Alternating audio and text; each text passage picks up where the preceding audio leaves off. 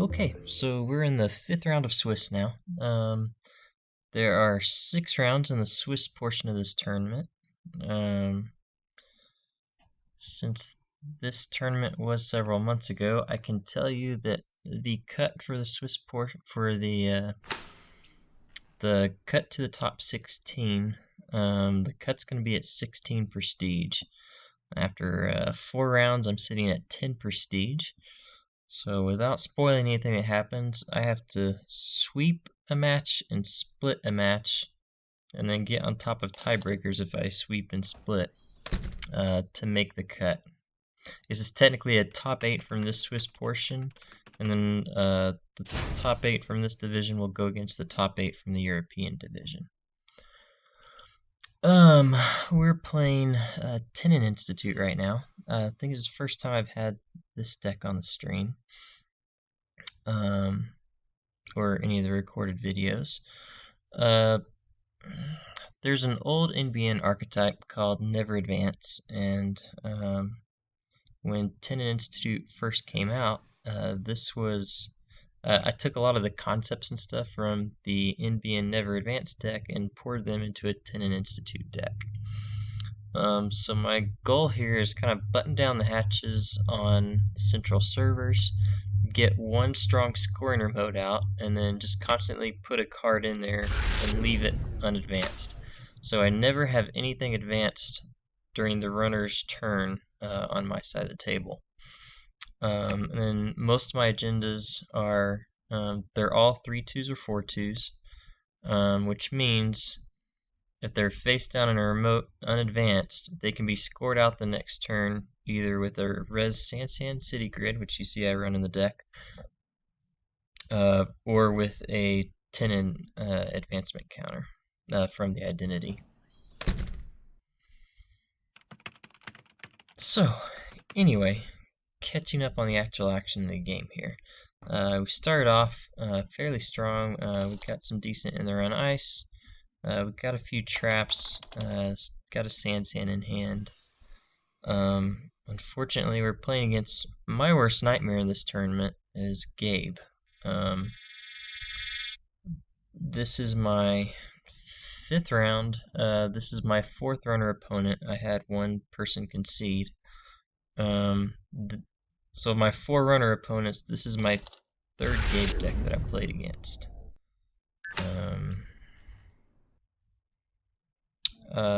Fortunately, this deck is probably a better matchup against Gabe than my Cerebral Imaging deck, which just got hosed a few games ago.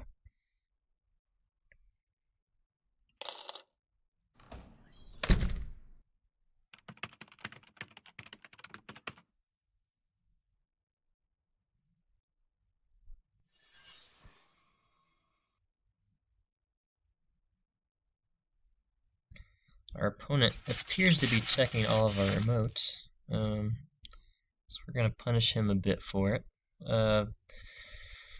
You'll notice there's a lot of net damage in the deck. I'm running 2 snares, 2 Shikyus, and 2 shocks. The idea is not to try and kill the runner, but using net damage as a form of taxation. The whole idea behind Never Advance is to open scoring windows through taxing the runner. The original NBN version does that through primarily through taxing ice and largely asset-based economy. This one, I've still got the taxing ice, but I'm much more reliant on pinging them with net damage and forcing them to draw up and spend time drawing cards and worrying about hitting net damage as a form of taxation. He swings and misses with the forged activation orders here, hits the Himitsu Bako. Unfortunately, that means he knows exactly what ice he needs to get to hit headquarters with a siphon, if he so chooses. Fortunately, as long as I credit up here, I've got the money to res a Sansan if he chooses to run Siphon, so he won't get anything out of it. We put our advancement counter on Toll Booth. My favorite thing to do is to put it on the runner's hardware. The advancements are in here for Trick of Light. Just another option if we lose our Sand City grids. Just with all 3 2s and 4 2s, it's a great way to score out cards. Here comes the siphon. So now I'm going to be able to res this Sand City grid, and you're going to lose it anyway. You might as well spend it resing an asset like that. Of course, it prevents him from getting that money. He chooses to trigger it anyway. I only lose a credit. That's an interesting choice. Not what I would have done in that situation. I would have taken the access there instead of the 2 credits. He's also tagged himself now with only 3. I had 1 credit. Click 3 times for 3 credits. John Masonori may be worth trashing. Yeah, it probably would have been good to trash John Masonori somewhere in here. So he's getting into headquarters for free, just costing him a click. He's spending 2 credits to break the 1 subroutine on Himitsu Bako, but he's getting 2 credits back for Gabe's ability. And then obviously he's accessing a card, and he gets to draw a card as well. So headquarters is a good spot for him to hit right now. He runs and trashes the mental health instead of the Sand. And he's probably figured out what we're doing here. And what we're doing is we're using our trap assets to protect Sand. Typically I'd have a couple ice in the scoring mode as well, but anyway, the idea is to use the Shiku's, snares, shocks, and there's also Edge of World in this deck to protect the Sand City grids. In this case, he's only got 1 credit, so we've got the money, we've got 2 3/2 agendas in hand, and he's getting through headquarters for free. We're going to go ahead and score out those agendas while we have a res Sand.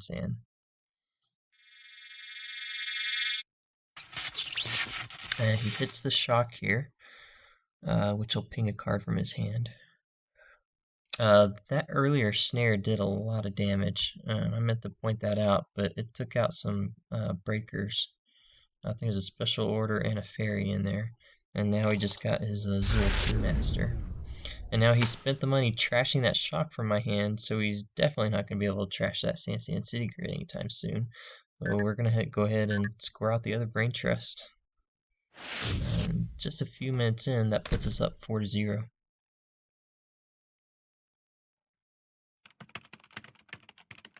Now that we scored those out, probably want to spend next turn clicking for credits. Obviously, he can run all over us right now. We probably want to spend time clicking for credits, get a celebrity gift or 2 off to get our money back up. We want a second ice on headquarters as soon as possible. And he hits the other snare in our deck. And of course, I'm at 0 credits, so he gets away with 1 there.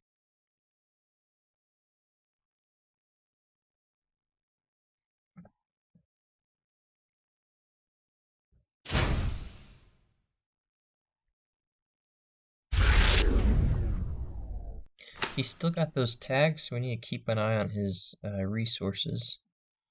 Of course, we need money to do that, so we'll click for credits here and try to set up for celebrity gift. We do have our second Sand City grid now, so if he's at 0 credits, he clicks for credits now, but if he does go and trash that Sand, it'll be nice to be able to replace it right off the bat. It's always discouraging as a runner to get rid of Sand and then see another pop right up. We still don't have ice that's going to stop him here, and he didn't run, so we get a second advancement there. I think you have to go and trash the same old thing. Just to prevent the another siphon from coming in while we're trying to get credits back up. So we celebrity gift, that puts us at 10 credits, and then we're going to trash same old thing. And we're going to force him to, he's sitting on 2 credits. he's probably gonna have to pull off of Cotty and then. Oh, okay. Okay, he's got Lawyer Up. I wasn't expecting that one. I was gonna say he's probably gonna have to pull off Cotty and then drop those tags, but he dropped the tags with Lawyer Up, so he skirts that issue. Gets to keep building. Anyway, so I'm putting advancement counters on Toll Booth. Normally I like to put them on the runner's hardware. In this case, I'm assuming Desperado. Which he doesn't have out yet. So Trick of Light works off installed cards. So you can use Tennin to put on identity cards and silly stuff like that, but there's no point for it in the game right now. However, Trick of Light works off any installed cards, which identities are not. But the runner's hardware is, and normally it's a pretty safe place to keep it. In the absence of a Desperado or something, put those advancements on. I'm using the strongest piece of ice that I've got on the table, which is that Toll Booth right now.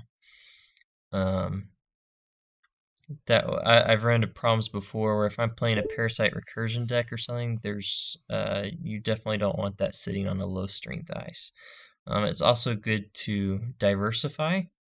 So like I may want 2 on this Toll Booth and then 2 on another piece of ice, but I really don't have any other strong ice out there, so we went ahead and put that third one on back on Toll Booth. He plays out Fairy here. That should be his second Fairy since we hit one with Snare earlier. I draw my third Celebrity Gift, which is always a good thing, and we're starting to see more ice now too.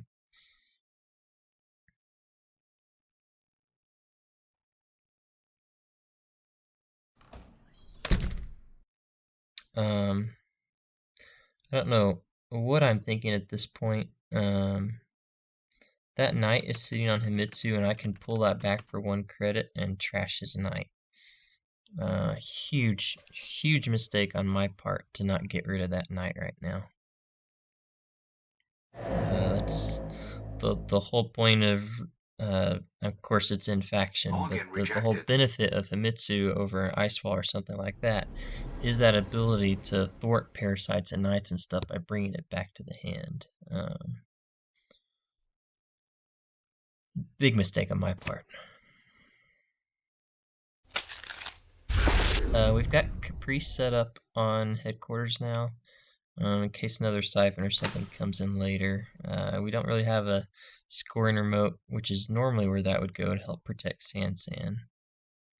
And we're going to go ahead and fire off Celebrity Gift number 3.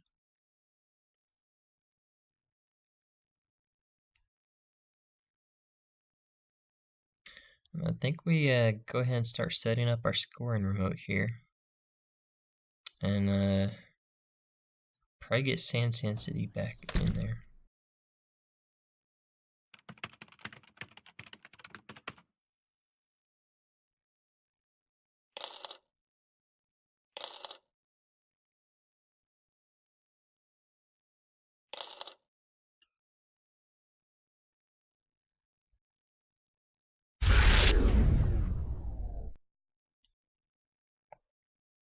So now we're going to start diversifying our counters a little bit. We got another strong piece of ice out there with the Wall of Thorns. So in case he is running Parasite and he blows up that Toll Booth, we have another source of Trick of Light counters out there.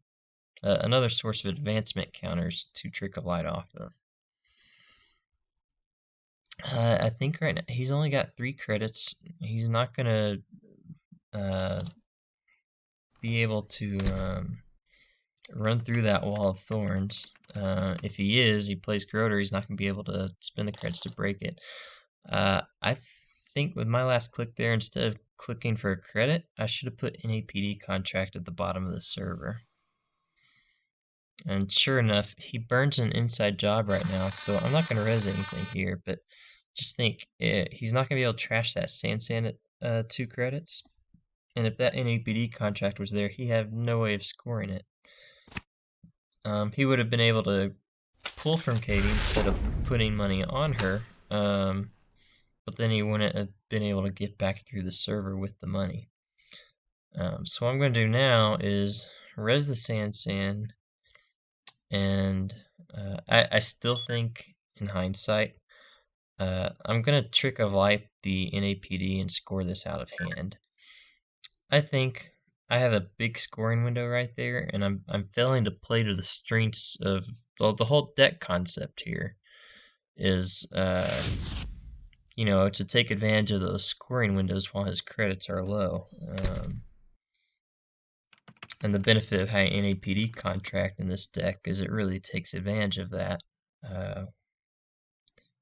So anyway, I think that was a missed opportunity, and with the 2 advancement counters out there on Toll Booth already, having that Trick of Light in hand and a Res Sansan means I can score any agenda out of hand the moment I draw it. So I'm taking away my ability to fast advance the winning agenda out of hand by using that Trick of Light on the NAPD instead of just letting the NAPD sit in the server for a turn. Anyway, he's running headquarters here. And I guess my thinking here was I was probably trying to protect that Caprice, but I'm spending 3 credits to res Eli. Of course, I don't want to spend anything on the Caprice Trace. And there's no reason to spend that 3 credits to protect the Eli.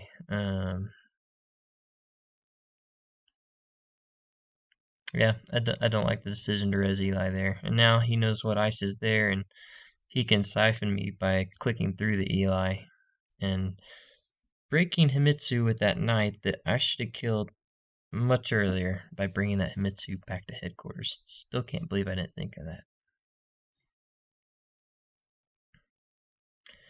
So I power the Shikyu for 1 credit. He's got 6 cards in hand. He has to discard anyway. He must have some good cards in hand that he's trying to protect, because he didn't want to. He'd rather take the -1 agenda point than 1 net damage with 6 cards in hand. So we're assuming blue cards. He's got some good cards in his hand.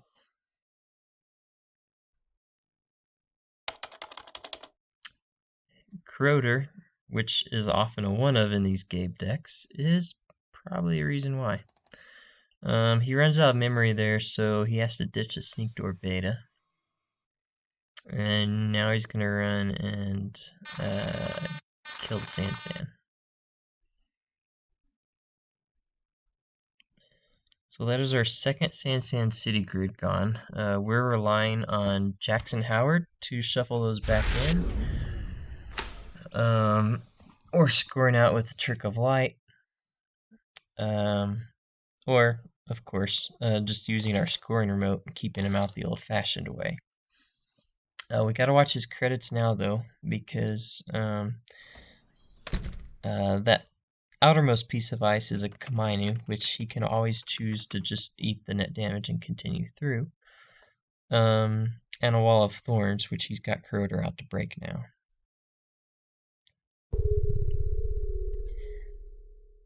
So he moves Knight over and hosts it on the Wall of Thorns.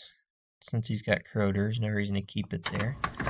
I'm probably looking at Himitsu Bako's paid ability and kicking myself right now. And he installs E3, so now Eli he can get through for just a click and a credit.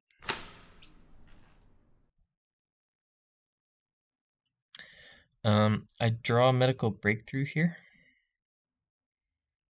That's the first one we've seen this game, so it's still a 4-2 right now.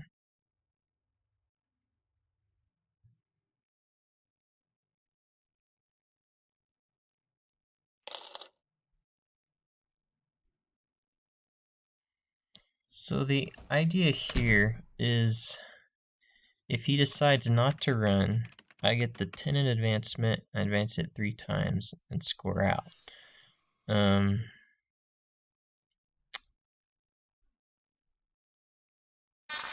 If I go no res, we'll see if he thinks it's another asset, maybe a snare or something he doesn't want to hit.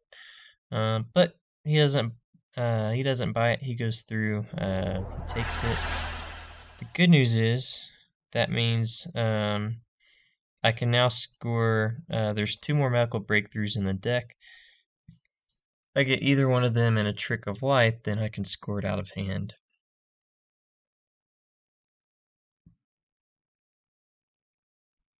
And because of Sheet Q, he's only at 1 agenda point right now.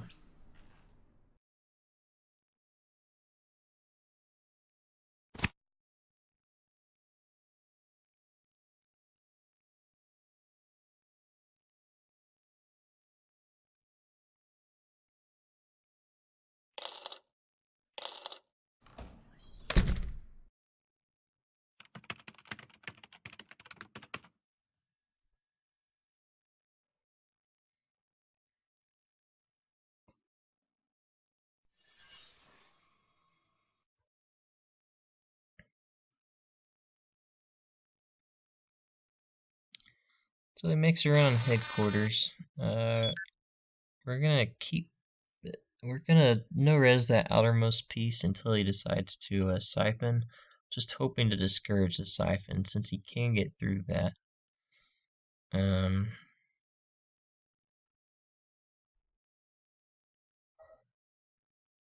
We res Caprice here.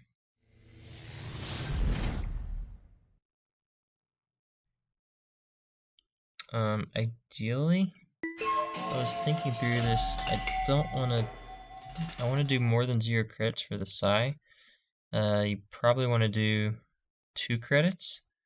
So if he does go through, he can't steal the NAPD contract. Or he could do 1 credit and he can't steal the NAPD contract and trash Caprice.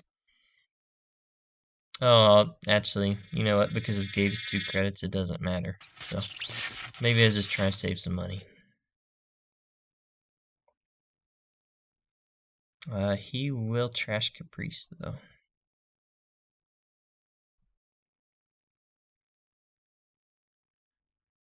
Let's snare hit his special order.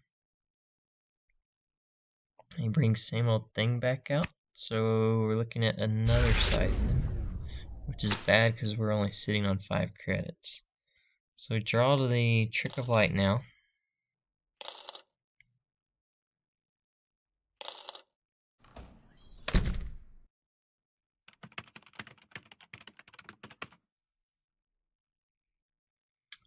Really makes me wish I'd held on to that medical breakthrough earlier.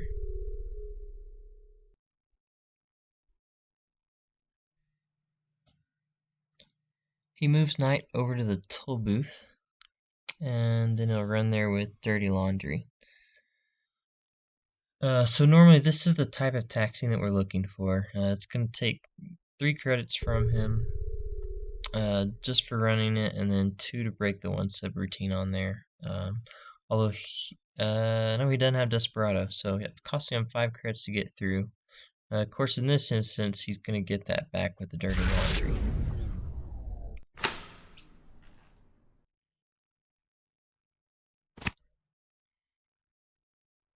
We've got a Roto turret now, which is looking pretty good since the only Sentry Breaker we've seen is a Fairy.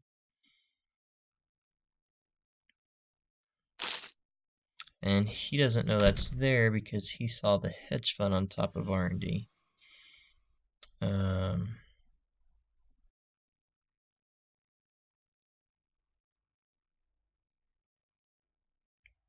Unfortunately, he's just got a ton of credits. He's sitting on 21 credits right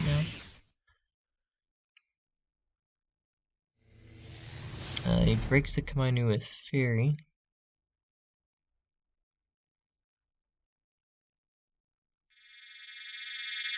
And he gets through Eli for a click and a credit. Something else in hindsight. I probably sit on this Inazuma for too long. We have yet to see a code gate breaker from him, and if it's like some of my Sir Gabriel builds, he's probably relying on Knight entirely to break code gates.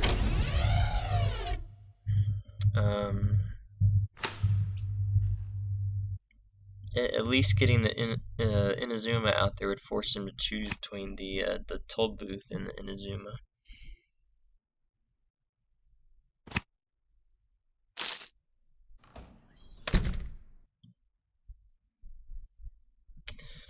I'm digging for cards right now because I have the third Braintrust and I have a Philotic Entanglement in the deck. I draw either one of those, I can score them out of hand and win the game right now. So just a brief recap of, as he account siphons me, a brief recap of where we're at right now.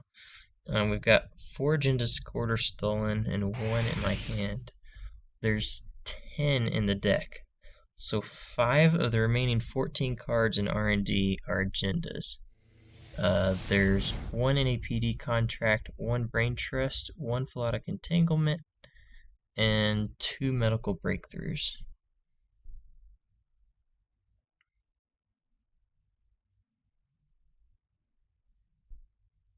As soon as I hit 10 creds, he siphons, drops me back down to 5. He's got the same old thing up there. I'm sort of surprised he didn't run that immediately and drop me back down to 0. And as it is, we're going to trash the same old thing before he decides to do that.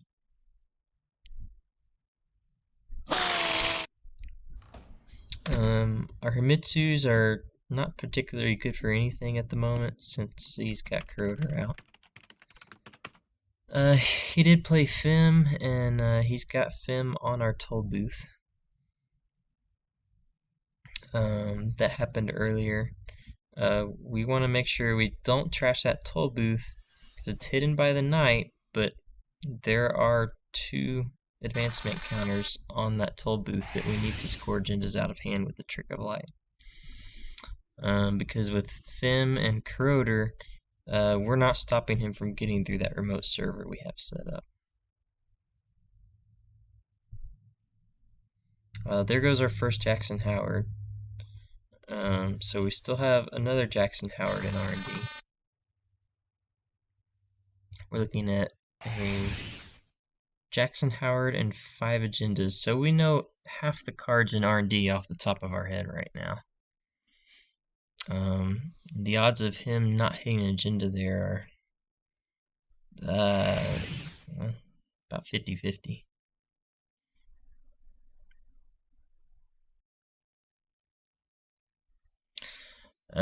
This was back in May. Honor and Profit had either just hit stores or maybe not even hit them yet, but just recently been added to Octagon, so there's some cards in there that my opponent wasn't too familiar with. Of course, I wasn't too familiar with at the time.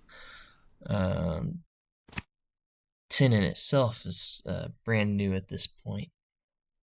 He pulls the NAPD contract out of hand, so now our lead has gone from 6 to -1 to 6 to 3. And I just make a massive blunder. So thought process is we're loaded with agendas in R&D. We want to try to stop him from gaining access to those. So we're going to install a quandary on R&D to keep him from getting through, since we haven't seen a code breaker yet. We're going to trash the night that was hosted on the toll booth, which was his only way of breaking the quandary. And then, of course, Rototurret is useless with Fim installed. That also gets rid of a Fim toll booth, which is fairly useless. Except for one very important thing. I had 2 advancement counters on that toll booth, and I just drew the 3-2 medical breakthrough. I would have won the game right now, this turn, if I had not trashed that toll booth. I don't know what I was thinking.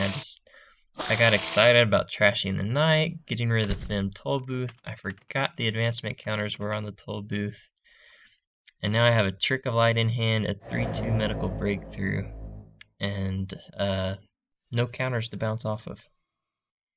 Huge mistake on my part. The game would be over right now.